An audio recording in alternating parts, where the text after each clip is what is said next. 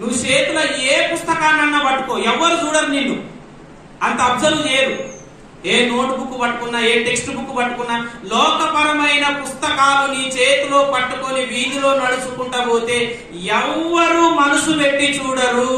కానీ నువ్వు ఎప్పుడైతే బైబిల్ పట్టుకొని బజార్లో నడుచుకుంటా పోతుంటావో నిన్ను అదో రకమైన చూపుతో చూస్తారు.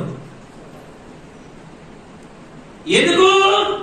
ఈమె బైబిల్ పట్టుకుంది అంటే, ఏ పుస్తకాన్ని పట్టుకోనైనా నువ్వు అబద్ధం ఆడవచ్చు, చెడు చూపు చూడొచ్చు, చెడు మాట మాట్లాడవచ్చు, చెడు పని చేయవచ్చు. బైబిల్ పట్టుకున్నాక చెడు చేసే ఆస్కారం లేదు. చూసే వాళ్ళు అడుగుతారు, నువ్వు బైబిల్ ఎందుకు పట్టుకున్నావో చెప్పు. నువ్వు బైబిల్ ఎందుకు పట్టుకున్నావో చెప్పు. కాబట్టి నువ్వు బైబిల్ పట్టుకున్నందుకన్నా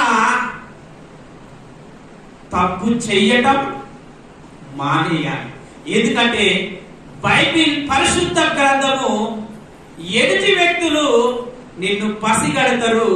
బైబిల్ పట్టుకున్నాక తప్పు చేస్తే వాళ్ళు వెంటనే అడుగుతారు. అదే వేరే పుస్తకాలు పట్టుకొని తప్పు చేసినావు అనుకో, ఎవరు నిన్ను అడగరు. అది బైబిల్లో ఉన్న శక్తి, అది బైబిల్లో ఉన్నటువంటి పరిశుద్ధత.